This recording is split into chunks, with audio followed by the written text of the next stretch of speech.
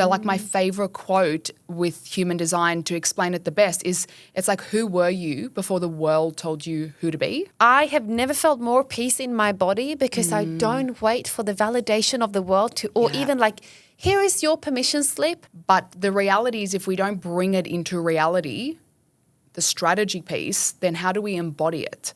So it's like people call it woo-woo, and it's like it could be very woo-woo if you were just kind of to leave it up there in the, you know, in the skies to be like, okay, it's this really ethereal concept. But it's like if you actually bring it into reality and be like, okay, let's look at the strategy of that. Hello and welcome back to another episode of the Rebecca Hill Show. Today I have a very special guest with me. She is a human design coach, educator, and the founder of the Inner Institute. Today we are going to talk all things human design. So it is my absolute pleasure to welcome Lyndall Stewart to the show. Hello, thank you so much for having me. I cannot wait to dive into it today. We started to riff a little bit before we press record and we're like, we need to stop talking because we need to capture all of this. So I'm really excited to spend this time with you today and understand more about human design, how we can use it in life, in business. And for those that don't know what human design is, like I just really want to pick your brain on all of the things. So my first question to you, something that I've heard you mention is that you combine strategy with the spiritual side of human design. Yeah. Can you unpack that? What does that mean? Yeah, absolutely. So I come from a corporate background. I've always been involved in corporate marketing, sales. And so I am very much a strategist type of person. I'm also very much a realist, but there's a real spiritual side to me. So when I discovered human design, I was like, okay, there's a real spiritual piece here. That's when we can integrate it and embody it, and that's when it has the transformation. Oh, I love that. I feel like maybe it's a bit of a misconception even around human design because I think it's like I think a lot of people do think it's very spiritual and it's a belief like, you know, your star sign or, you know, whatever. Yeah. But you are saying, how can we now take that concept, bring it into a very like logic and strategic way and look at ways we can actually leverage that? Yeah, absolutely. Because I feel like a lot of people, everyone goes to some degree through some kind of a spiritual journey. And I think especially when you start a business. Yes. Right, it's like personal development, spiritual journey, whatever you want to call it. Yeah, exactly. And it's like then when you discover human design, you realize how you actually operate. So like my favorite quote with human design to explain it the best is it's like, who were you before the world told you who to be? So it's like that level of like, let's take out some of these layers of all the things that we've taken on over our lifetime. Yes. And so, but that's where we have to bring it into the real world. And that's where the strategy comes in. Like, what does that look like? What does it look like to become the person you actually came here to be before you just started autopiloting throughout your life? Yes. Oh, that's huge. I feel like there's a lot of people that do that. Yeah. So for those that don't know their human design, what is it? Yeah. What is human design and how do we find out what we are? Yeah, such a good question. So there's so many different ways. You can literally just Google it. There's so many what we call a report generator tool that you type in your birth time, your birth date, and your place of birth. So it's kind of like what you would do for an astrology to find out what your star sign is. But what actually with human design, it actually incorporates astrology. It incorporates a few other different elements as well. So we've got like the Chinese I Ching.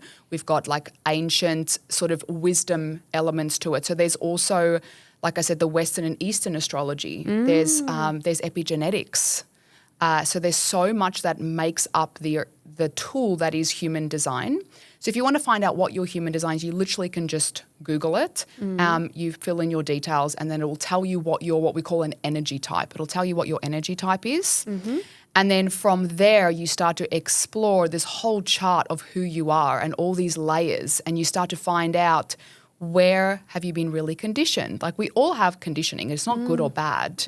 We've all operating from a shadow piece sometimes, and we need to move out of that into the embodiment. But if you're not aware that it's a shadow piece for you, or you're not aware that it's a conditioning piece for you, then it's very hard to shift gears. So sometimes people are like, why do I keep doing this? Why do I keep finding myself in this position? Or this cycle keeps playing out for me.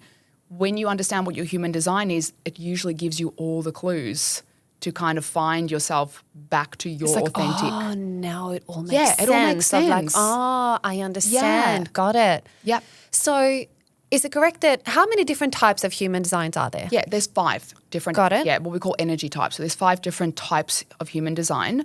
But then you've got your energy type, you've got your strategy, your authority, your profile, and then there's like a whole bunch of other things that we would call circuitry, centers. So there's so much to go into, but I always say to people, start with your energy type. Okay. Because if you understand how your energy works and you shift and change things based on that, that is where you start moving more naturally into alignment anyway. Yes. So what are you? So I'm a projector. Got it. Yes. And the moment you found out when you were a projector, like did you find that you had been operating in a certain way and did you have like an aha moment of like, oh my goodness, I feel like I just understand myself. Like what was that process for you? What happened? I had it was like a life-changing moment. I'm somebody that's a little bit all or nothing. So I definitely ripped the Band-Aid off. So what happened was in 2020, I was running my digital marketing company, doing Facebook ads for clients. Business was doing really well because obviously everybody needed to get online in 2020 really quickly because we couldn't go anywhere. Yeah. And I randomly discovered human design in this Facebook group that I was in. And I thought, what is that? I looked it up. I discovered that I was a projector and I was like, okay, I'm going to book a session. So I just found somebody on Instagram that did human design readings, booked a reading.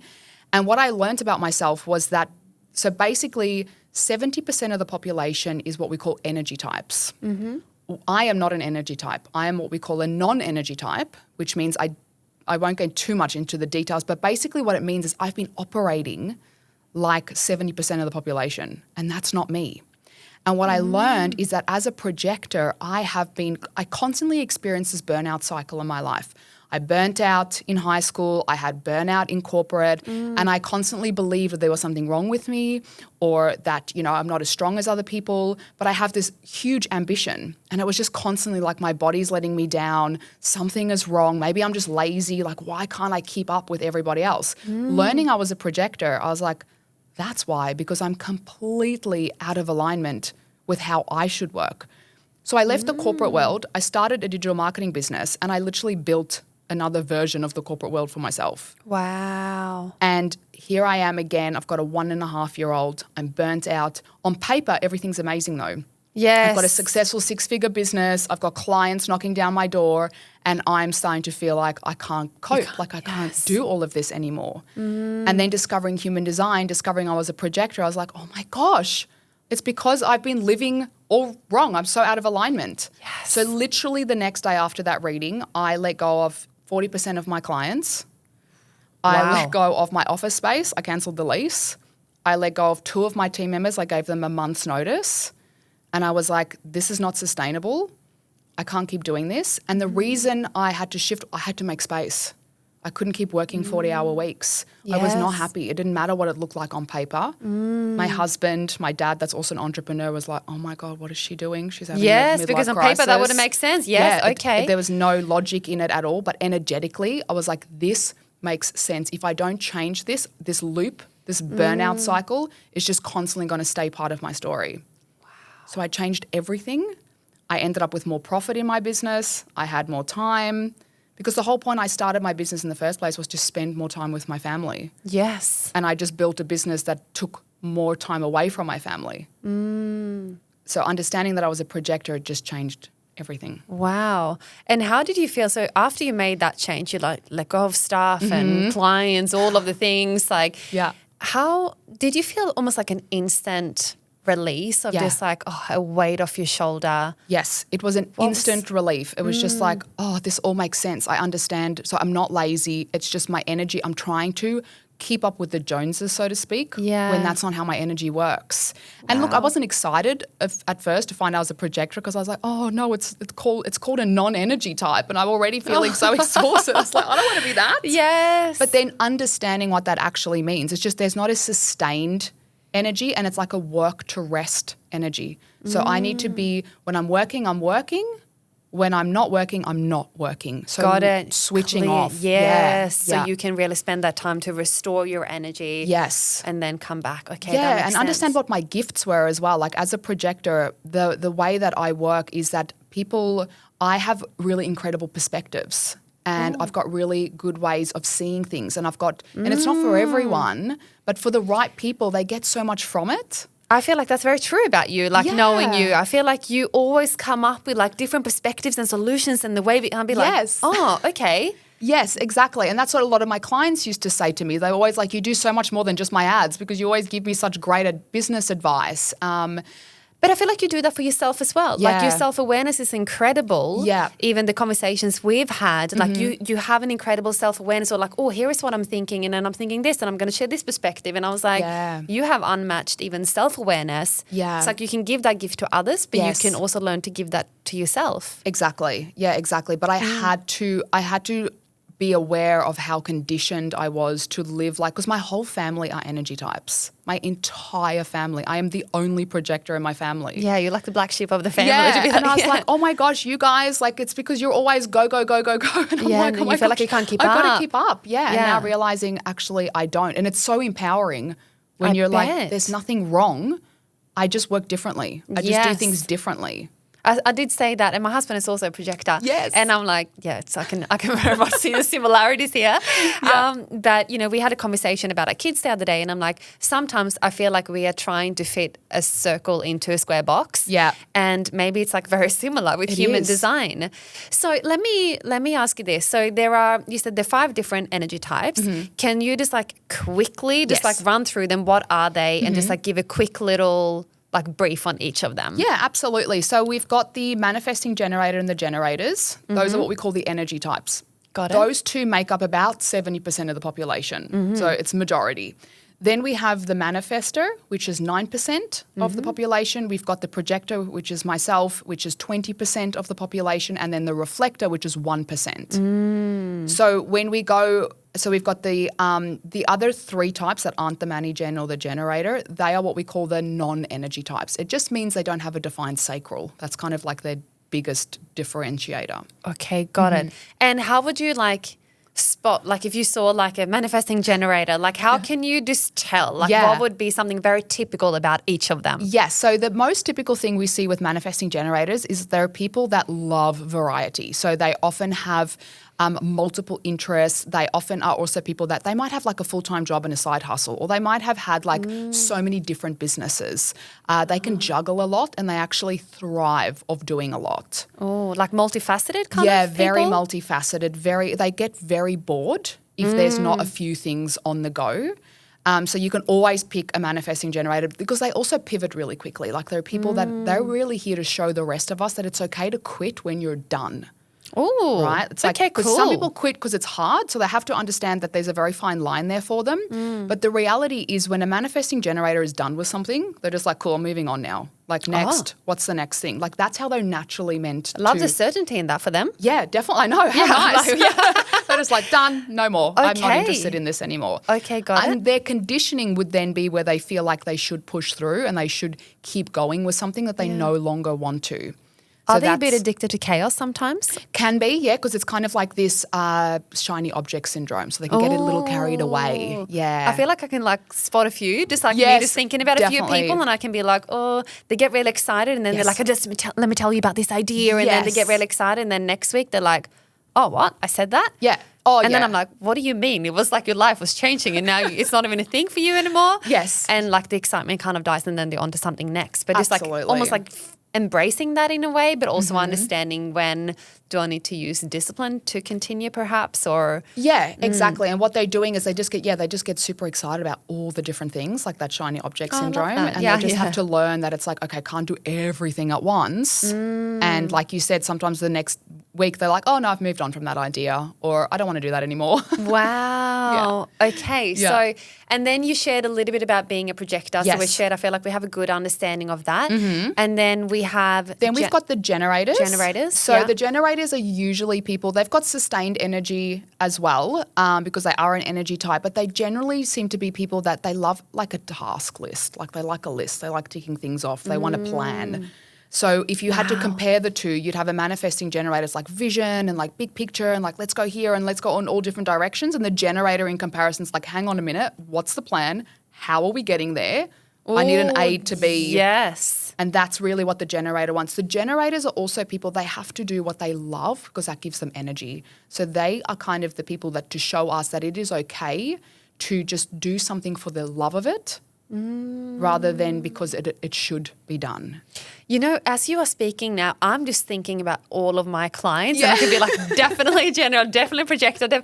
You can almost see it. And even how they're asking questions to be like, Rebecca, to-do list will be really good for me. Yes. Yeah, that's your generator. And then I have some people that are just like, can I just share the vision? Yes. And I'd be like, yeah, go. And then they just like their whole body language just changes when they speak about vision and the idea. And sometimes they lack follow through and execution. Yes. Like, is that the manifesting generator? It can be the manifesting generator because sometimes the exciting part isn't the execution for them. The vision is the exciting part. Also, you've got the manifestor, which is a non-energy type.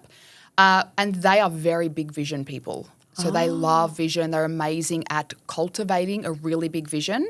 What then happens for them, that uses a lot of energy. So they really need the support of somebody to help them execute. Ooh. Right? But they're kind of they're the most, like they're here to initiate new concepts. They're here to bring things to the forefront. And then they need people to help them sort of like finish that off, like get that task out there. Okay. Yeah, so they use a lot of their energy in the vision and the creation phase, and then they kind of come down from that, and that's where they've just got to allow themselves the patience to rest in that, and if they've got somebody else that can help them with the execution, so that when they properly rest, they can come back and then keep driving the vision forward. Yeah. I can really hear that it's like we need everybody. We need everybody, and it's like, and if we can actually learn how we can all complement one another, and even I'm like, okay, so now if you know your human design, you should hire the opposite to then create harmony in your business.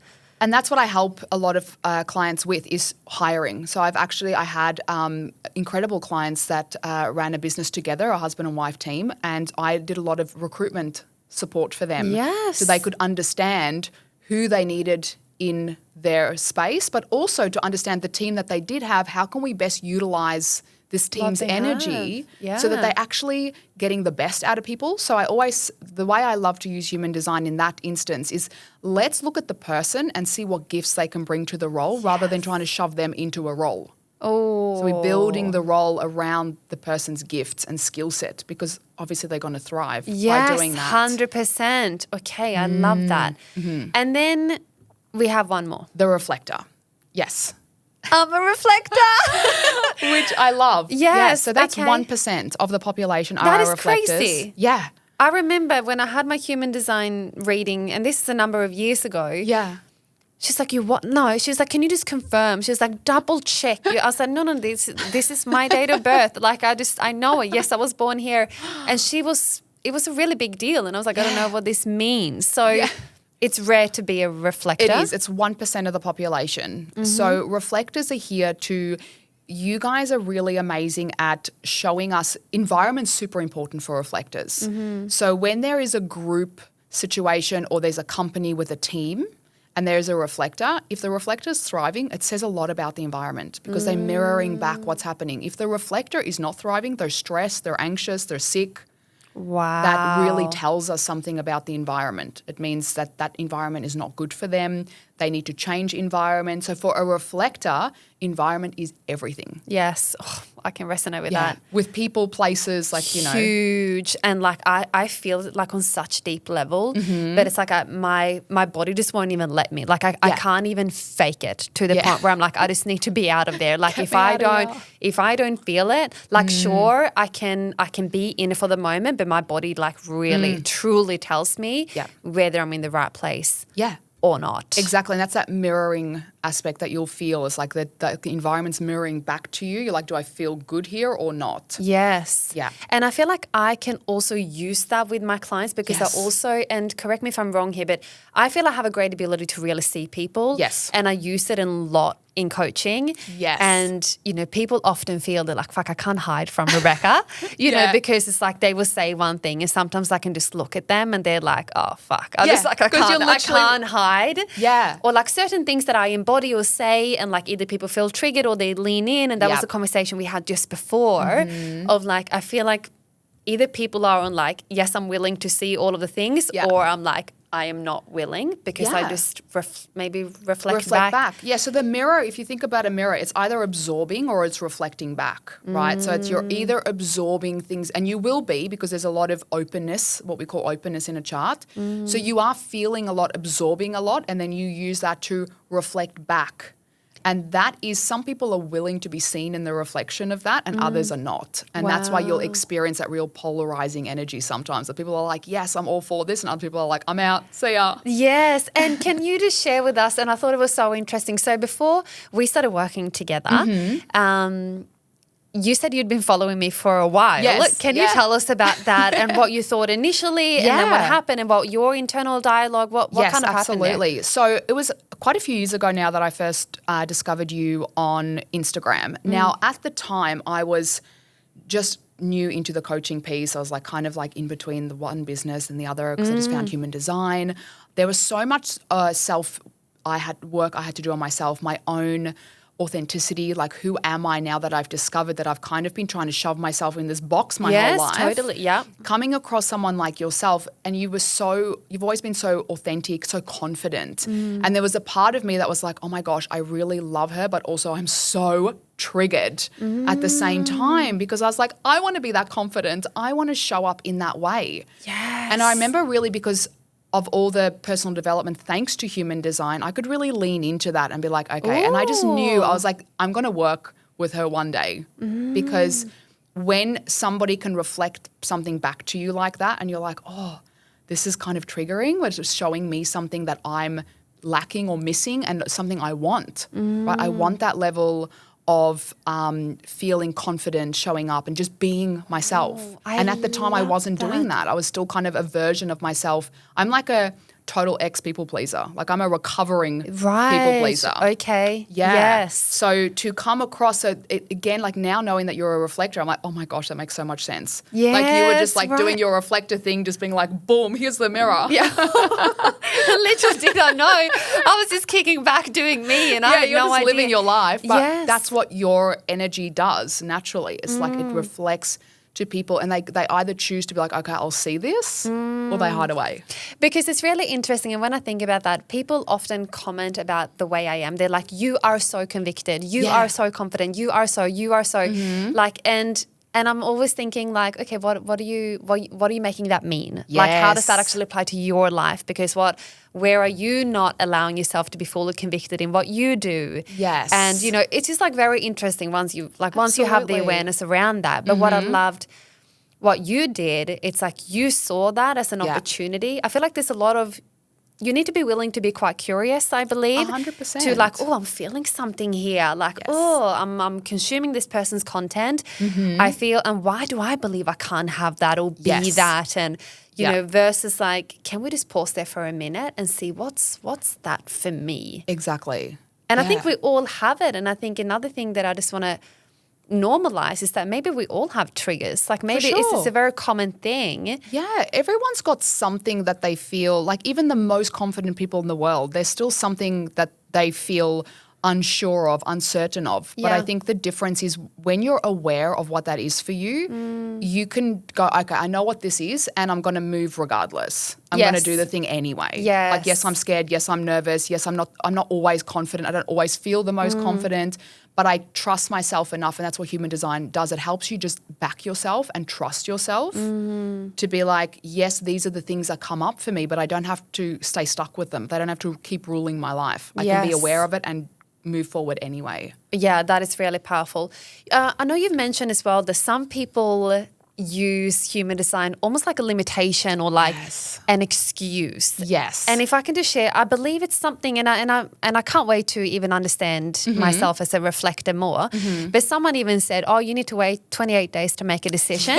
And I was like, far out, I would not have a business today if I had to wait 28 days for every decision. Yep. So is that what you kind of mean when some people are using their human design as an excuse to not progress? Or what do you mean by that? Yeah, so it's a fine line. So yes, technically for you do need to wait 28 days. You're not supposed to make decisions in the moment. However, in saying that, what people forget is, let's just say you start thinking about buying a property as an example. You're not randomly on a Tuesday afternoon, never having considered buying property before, walking out at lunchtime and just walking across the road and being like, oh, there's an auction, let me just go and put. No. Yeah, Yes, like there's a yes. consideration phase that comes into that, right? You're looking into things, Oh, you're and considering. got it. That's part of your 28 days. So really Okay, what well that then just, I'm taking 28 days. because then, so it's more about if something brand new landed on your lap, like you've never considered it before, it's not ideal for you to then just be like, done, where do I sign?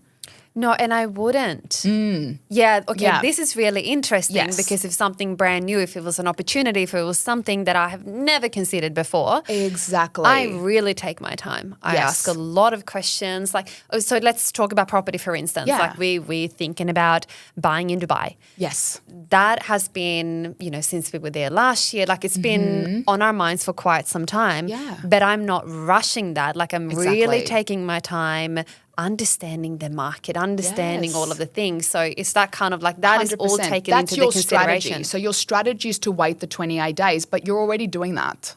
Got You're naturally doing that. It's not it. about, and it's also about big decisions, right? Like we're not taking 28 days to decide what we want for dinner. No, right? yeah. Like, it's like you'd be starving. So people sometimes think it's like, oh, everything I do has to be that strategy. And it's like, no. Yes. It's for the big things. It's the impactful things in our lives, the things that are going to really shift direction or big financial decisions. Got it. But usually you'll find, because a lot of reflectors will say that, they're like, oh my gosh, 28 days, I don't have time for 28 days. But it's like you're doing it anyway, you're just not realizing it. That makes perfect sense. So how are other people perhaps using human design as a Yeah. limitation or an excuse, and what would that kind of look like? Yeah, I'm really passionate about people not doing that because I feel like these tools are so incredible, but I also don't believe that we should give our power away to anything. Like human Yes. design's supposed to bring you back to your own power, not Yes. disable that and then hang on to our limitations. So the way people would do it, like for example, projectors will be like, oh, I can't do that because I'm tired, or I'm a projector so I can't work that hard, or I can't do X, Y, and Z because we're non-energy types. And it's like, Got no, it. you can. Because when I first discovered I was a projector, a lot of the quick little tips and tricks out there is very much like projectors can only work 4 hours a day. And I was like, well, how on earth? Like I'm a very ambitious person. I was like, how am I going to get everything done in my life on 4 hours a day? Yes. And I was like, I don't like this. I don't want to be a projector. But then what happens for us as projectors, as an example, is we're just super focused. We're hyper focused. So what I can do in 4 hours might take somebody else 8 hours. Yeah. I don't need the full 8 hours. I'll get in and I'll get it done. And then once I'm done, I'm resting. Okay. So Yes. that's an example. Other people will also, like for manifesting generators, they will often be like, oh, I can't focus on anything, or I can't choose one thing because I keep getting excited about all the things. And it's like there's still a level of understanding of what's too much. Of course. Yeah. Yes. So we don't want to use that as an excuse as to be like, oh, well, I can't land on anything, or I keep changing my mind. And it's like, are you changing your mind because you're afraid to hook into something and get it done? Or are you changing your mind because you're generally done? Like genuinely, you're ready to move. Wow. Yeah. That is huge. That would be Yeah. a pretty big mirror to actually hold up for someone For as sure. well, because I think there is a big level of ownership that needs to take place in order for people to see that as well. Definitely. And I can see sometimes it may be easier to use that as an excuse Yep. because it's more comforting, and to be like, oh, it says in my human design that I shouldn't, Yeah, like, yeah. and even when people say it was like the year of the snake and the year of the fire horse, and Yeah. I was like, I don't know, but I've been in the year of the fire horse since like 1991. I don't know. I was born in the year. Like, I haven't stopped. But I don't know. But then it's like, oh, so now I must continue to shed because it's still the year of the snake. Or like, I don't know. And I'm like, do we have to? No, exactly. Can we just keep on moving? And like, That's where we come back into our own authenticity too. Like we use these tools to come back to ourselves, not to gaslight ourselves and tell us that we should be doing something that doesn't feel like it's really just about knowing who you are, knowing how you operate. And the challenging thing to explain human design simply is there's so many layers to it, right? Like you can have two projectors that have got very different elements of their chart. That means they will present differently in the world. Like I'm what we call very defined for a projector, which means I've got a lot of energy in other areas of my chart. So I might show up and work very differently to a projector that has got less definition in their chart. So there is also differences, like there's a lot of similarities across the energy types, but then if you get into the deeper layers of it, there's a lot of nuance, which is then what makes that you makes you. sense. Yeah, because we're not all the same, right? So and that's where that kind of comes in. So I always say to people, I don't believe in can't. That you can do anything you want to do, but when you understand how you are best to do it, you're going to do it thriving, not end up burning out. And that is so true. I remember sitting before I actually found out my human design and like picking up on a lot of people's energy. I remember sitting down at having breakfast with my family, and it was like Saturday morning, we were having pancakes, and I could just feel myself just like, I felt so anxious in my body. And I remember saying to my husband, I said, I don't know why I'm feeling like this, but I just like, and then I just sat with it and I was like, oh my goodness, it's the conversation I had with this person yesterday. And I had fully absorbed, and this person was navigating a lot of things. 24 hours later, I was still holding on to this person's energy, but I had confused it for being mine. That I was just like feeling all jittery and anxious, and I was like, and then now I've learned to, I say that I need to zip up. That I can hold the depth of the conversation, but I don't make that energy mine. It doesn't, like your stress does not have to bleed onto me. But that took a lot of practice for me to understand what's mine and what's yours. And then I remember a process that I had to start to walk myself through when I felt like I was holding on to someone else's energy. I would say, I can feel this energy really deeply. This energy is not mine, so I'm going to return to sender with love. That's amazing. And I will just let it go. And I could feel the energy just leaving my body. That's amazing. That self-awareness is incredible, especially because as a reflector, you absorb so much. I'm so just to be open. aware. You're like, give me all the energy. But you have to, like you said, be able to, it's to be utilized to reflect back, and then you need to clear it all out. Yeah. One thing that I love that you speak about is, your perspective around authenticity. And I feel like there is so much power in coming back into our own truth and before the world told us who we need to be and all of those things. But for someone who is so conditioned into thinking, showing up, being someone perhaps who they are not truly, what is the first step to even like untangle all of that, to even come back to a state of authenticity and like even your own truth? Yeah, I love that. I think for me, authenticity, I always like to explain it. I think in society at the moment, we love to micromanage everybody's authenticity. Like, tell me more about that. Okay, so they showed up 2 months ago saying that they feel like X, Y, and Z about a topic. And then they kind of shift their perspective. And then everybody's like, but you said 2 months ago, you said last year that you. And it's like, yeah, but people can change. And the reality is to want to expect people to have the same viewpoint or stay the same. We love people to stay the same, right? And it's like that what we're asking of someone to stay the same, that's not authentic for them. So what often happens on social media is people will build a brand or they'll be a certain way and then they change. They have personal development. Things happen in their life. They grow. And then they kind of feel like they can't show up in that way because what will people think? Because people are like, oh, that's not authentic, but it is. Like the person's now showing up more. So I always say to people, authenticity isn't this thing you land in and then like done, tick, authenticity is complete. Authenticity is the constant evolution of being who you are on any given day, and you're going to shift and change depending on life experiences, awareness levels.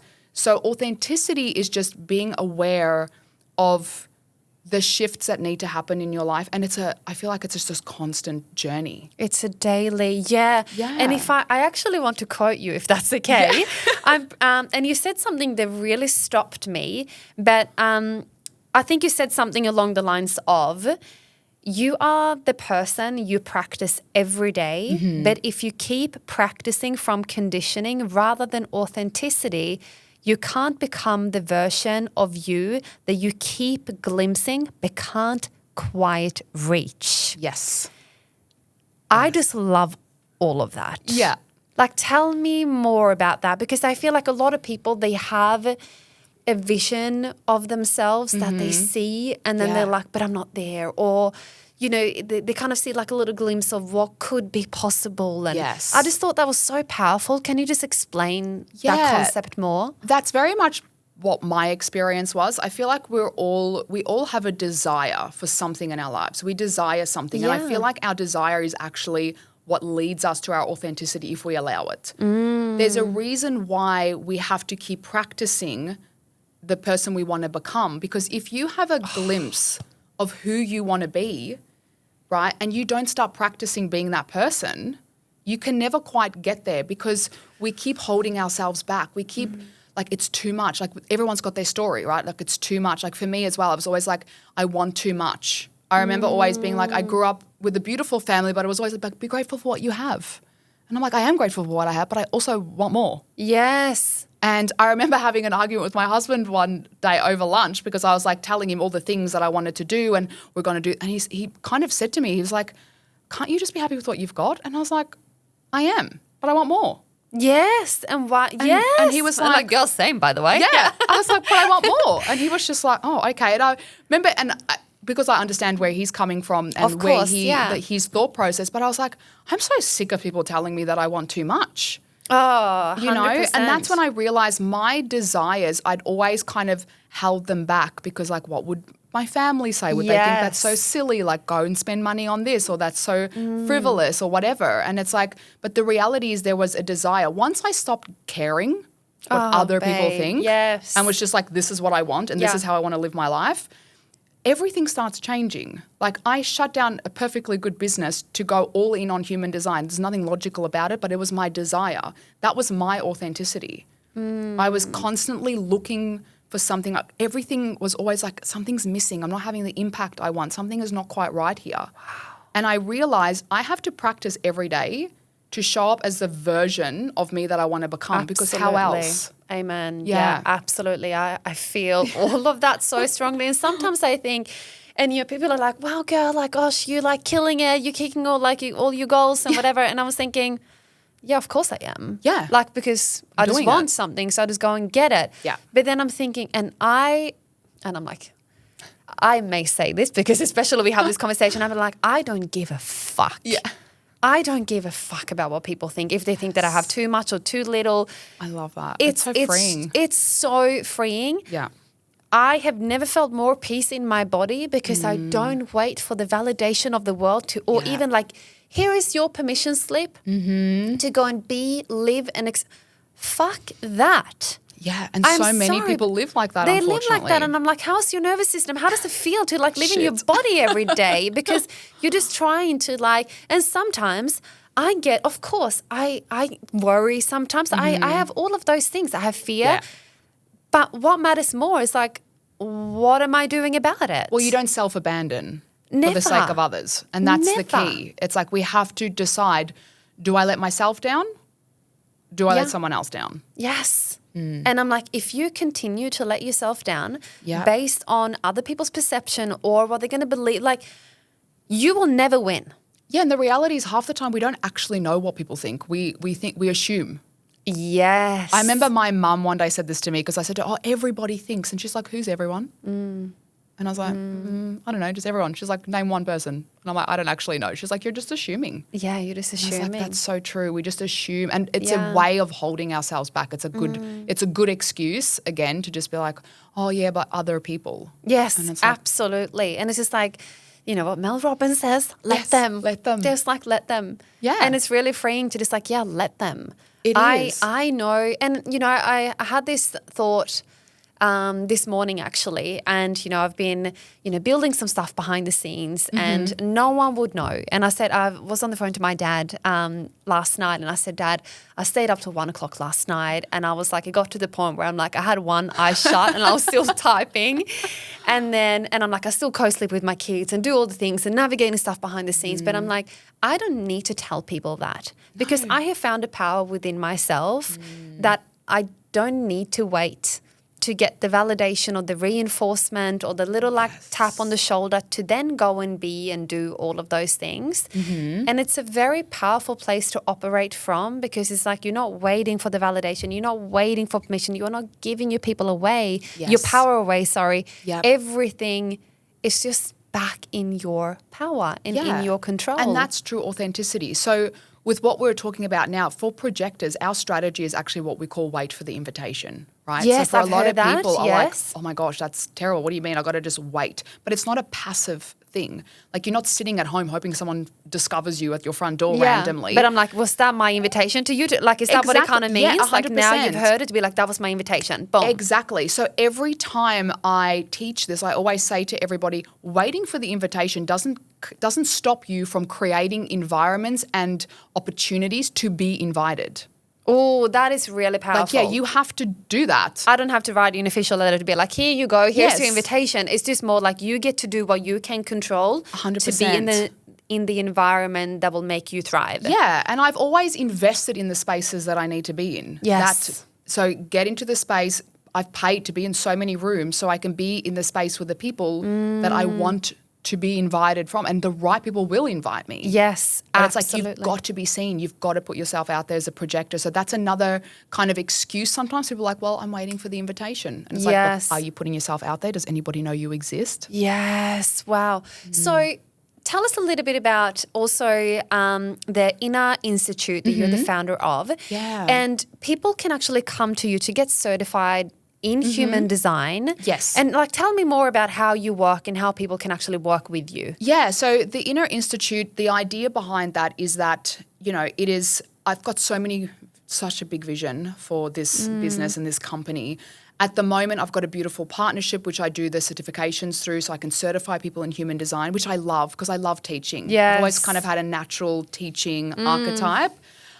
So I absolutely love teaching. And then I've also got my one-on-one coaching work. So that is really, I work with business owners. When I first started with human design, I'd work with anyone, but I love business and I love working with business owners. And having had my own experience with burnout and business and running business out of alignment versus in alignment, right? I love working with people to help them understand that there's so much incredible information about how to run a successful business. So we get to take that and tweak it for our own energy and have a really beautifully aligned business. So that's kind of my passion with my one-on-one clients, is to help them, because usually we're the bottleneck in our business. Like you always talk about like being the bottleneck, and that's really it. So if we understand how we can best utilize our energy and we can get out of our own way and stop creating the bottleneck in the business, that's where human design can be really powerful. For sure. I think, correct me if I'm wrong, but is there a bit of you've had some people like drop into your DM saying certain things that we can't like teach on like human design and all of the, like are there some like rules in the human design space that are a bit touchy? It's a bit controversial actually. Yeah. So I don't love rules. I never have. No, I'm not really a rule girl. Yes, yeah. So I don't like when someone, and some people do, it can be a bit culty, I guess, like with any any industry. It's a little bit culty.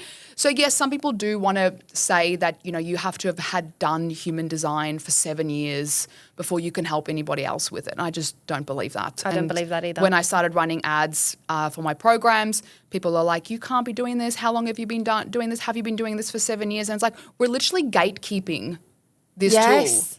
Like you don't need to have done this for 7 years, because the whole concept around that is because you need to do your own deconditioning.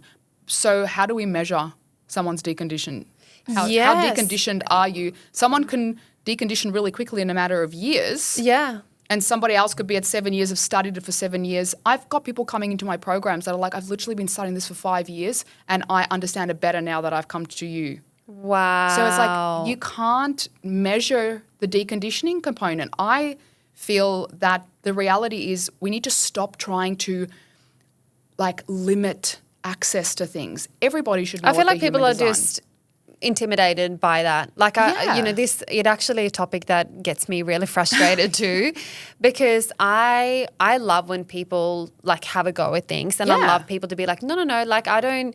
And like, how do we even measure embodiment? Exactly. You know, how do we... There's so many people out there that have known about their human design for years, Yeah. but they don't live it. Yeah. So it's like, that's just information, that's just knowledge, but they don't know how to actually live it. So I've definitely had to block a few people in the industry that are like, you shouldn't be doing this, you can't be doing this. For sure. And I'm like, but my authenticity is that this is what I'm here to do. Yes. So now we're going to micromanage everyone's version of authenticity. Like you don't believe I'm authentic because that's your take. It's like no wonder people find it hard to show up online and be authentic because somebody else wants to tell them, but according to them, you're not authentic or that's not authentic. Yes, 100%. But I believe that is just triggering their lack of relevance. And it's like it's easier trying to micromanage and control so that, you know, no one else can come and take their place. But exactly. It's like a hierarchical thing as well, Wow. right? It's like we are the only ones that can do this or it's like that whole guru complex. It's like I'm pretty sure we're all done with that now. Yeah, like can we just be done? Yeah, can we just move on? Like can we all just let's just empower people instead. Yeah. Instead of being like, oh, I've been doing this for 7 years, so therefore I'm the only one. No, that is not true whatsoever. Yeah, 100%.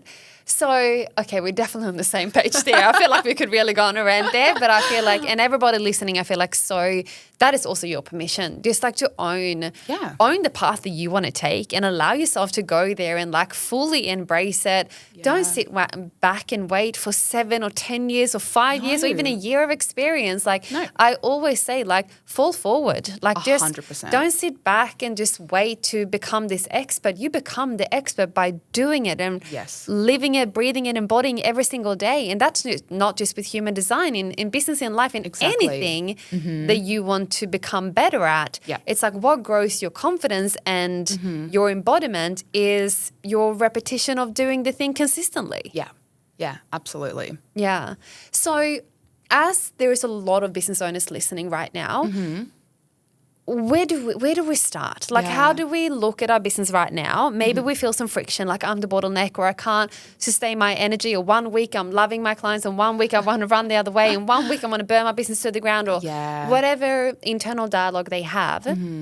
Where do we start? Yeah. So firstly, it's type, strategy, and authority. That's how the way I teach it, it's like an identity triangle. Type, strategy, and authority. Yes. Those are the three main, that's like the foundations. If you are not embodied in your energy and how you work, you're constantly it's usually that business owners will be like for me, I keep burning out. What am I doing wrong? I'm doing all of the things, I'm paying for the business coaching, I'm applying all the things I'm told to do, and it doesn't work. So what we do, we blame the coach. And instead it's actually, you just don't understand how your energy works. You're trying to go against how you operate. Yes. We're trying to do things like everybody else. We're trying to do this person's routine, that person's routine. And it's like energy, like that's where it starts. It has to start with your energy type first. So that's the most important part, is to understand, are you heavily conditioned to show up as a certain energy type like I was?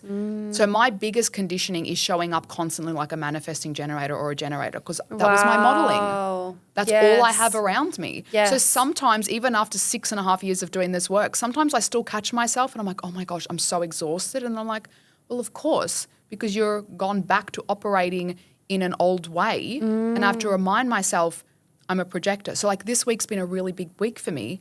I'm taking the weekend off. I'm not flying home till Sunday because I'm like, I'm going to relax. I'm going to go shopping. That's really good for my projector energy. In the past, I'd be like, well, I'll just fly home straight away on Friday afternoon, like get it done, get into the house stuff. And so for business owners, it's like that. You start there, just your energy type. Just understand what your energy type is, and are you going against it? Are you working with it? And then we learn the strategy and the authority. The authority piece is how we make decisions. We don't all make decisions the same way. There's like 7 different authorities in human design. And what could be a couple? Like how? Like for me, so 50% of the population is what we call an emotional authority.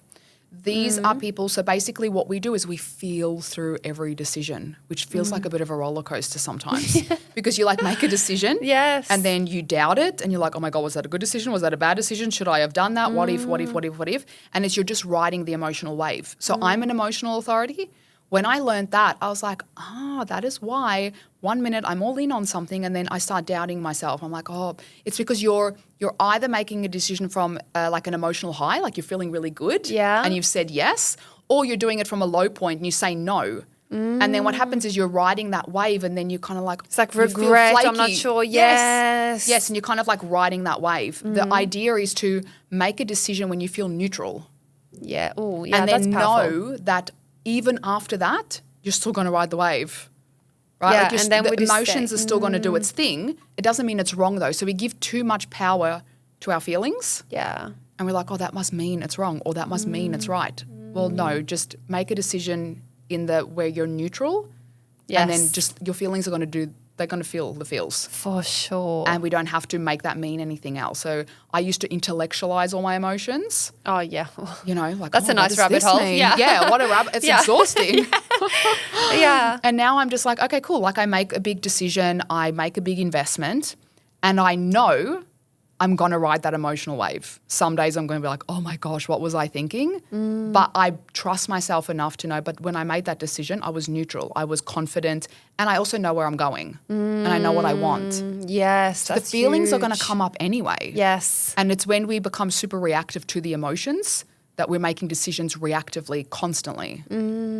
So that's like 50% of the population. Wow.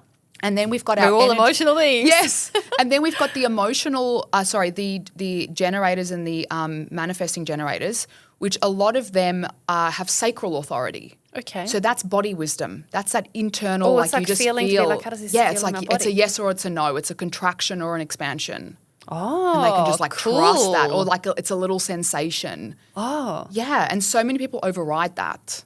But when you Yes. understand that actually that is how you're meant to make a decision, you're like, oh, this is so much easier now, because when I'm in my head, I can just get into my body and just ask my body. Wow. And I'll feel it and I can just trust that.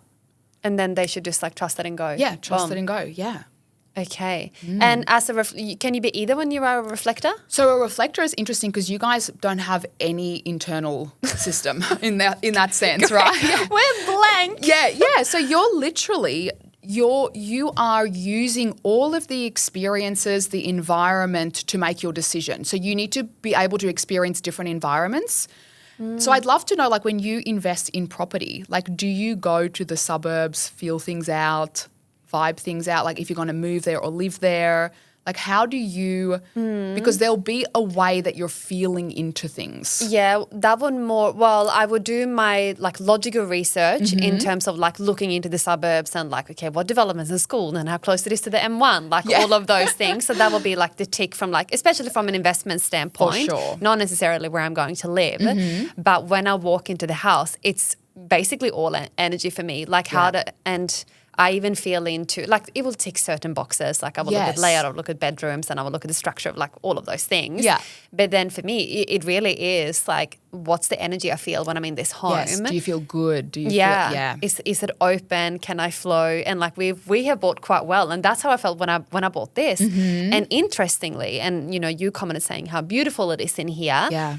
And this was just a shell. However, when I walked in here, it was just concrete, right? Yeah. But I knew still, I could see the vision and I knew, and I just knew. Yeah. I knew I wanted the property. As soon as I walked in here, Yeah. that was my final little tick. It ticked all of the other boxes. Yes. But I'm like, tick, tick, tick. And then I came in here and it's like, yeah, this is it. And that's what you do, is you're feeling the environment. And because you are, ideally, reflectors need to put themselves in a lot of different environments so they can feel the difference between what feels good and what doesn't feel good. And then you're Yes. just trusting that energy that flows through. I think that really makes sense because I often say that I can be like one of the boys. Yeah. And, you know, I'll really fit into that environment. Yeah.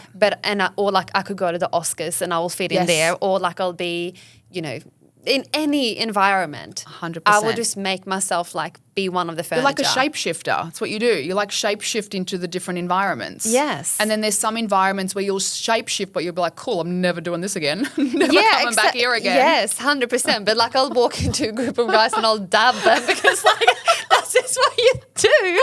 But then they're going to be like, fuck, was that Rebecca just like dabbing like a guy? I'll be like, yeah, is that like not what this- we do? is that not like, what this we're is doing the, here? This is the vibe.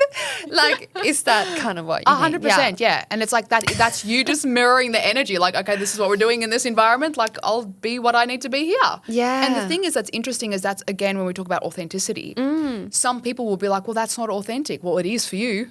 Yeah. That is your authenticity. You're leaning into the energy. You're feeling the energy. You're adjusting to the energy. That is authentic to you. Wow, because that is how I feel the most myself. Because it's like, and if people say, "Oh, Rebecca, you need to show up," even if I look the way I dress, it's like I don't have one style. Yes, it's like I can really one day I can be like a tomboy, and then I can be really feminine. And I can be like, and it depends on where I'm going and how I'm feeling, and that's you feeling into the environment. Wow, that is so cool. Yeah. Oh my goodness. You'll also shift language. You'll find sometimes you can use different words. You might speak a different way depending on who you're speaking to. Wow. Like you're shifting language because I do. Yeah, because you're absorbing the environment, the room, you're picking up on other people's language and cadence, and you match that. Yes. Yeah, that is authentic to you. Where some people will be like, "Oh, but that's not authentic because you're one version here and you're one version there." But for a reflector, that's very authentic. Oh, I can really see that the work that you are doing here, Lyndall, is so powerful. It is so important. I feel like maybe some people feel like they just trapped in their little bodies, and we don't really understand how we can just use our wisdom and who we are and our authenticity and our energies to really make the most out of this one life we have, so we can live a life where we are just feeling fully expressed, free. Yep. And also creating the level of impact that we want. Exactly. We just got to climb out of the box, because some people want to use human design as another box, but it's not about that. It's about setting ourselves free from all of the other boxes we've shoved ourselves into. Yes. I feel like every single person listening to this is going to want to hire you. And they should. Yeah. So how can people get in touch? Like, how can people work with you? Yeah. So I love Instagram. That's where I live online. Yeah, perfect. Instagram. So it's just Lyndall Stewart on Perfect. Instagram. I've got my Linktree up. I'm creating a few new offers, kind of making a little bit more accessible. Yes. As well. But yeah, that's where you can find me. I'm always in the DM. So if anybody wants to share with me what their human design is, if they've discovered what it is, like jump in my DMs. Absolutely. And you can also do readings for them. Is that something that you can do as well? Because I feel like it's one thing understanding, but then you can actually step in and give them the strategy. Absolutely. From a personal standpoint, business and... Yeah. So the way I work is I don't just do your standard human design reading. I'm very passionate about, we can get information anywhere. Yes. It's really about being like, okay, what does it mean to be this energy type, this strategy, this authority, this profile, and how do I start integrating that into my life? What things am I currently feeling stuck with that I can understand about where it's playing out in my chart, and then how I can just move through it. So the idea, when I call it coaching sessions, like human design coaching rather than human design reading. Yes. It really is about, I love that. Yeah, it's about getting a transformation at the end of the session. So I always used to say to people, if you're going to come for a session with me, tell me what it is you're currently feeling stuck on. Maybe it is authenticity. Maybe it's fear. Maybe you can't get moving in a certain direction. Maybe it's overthinking. It's anxiety, whatever it is. Yeah.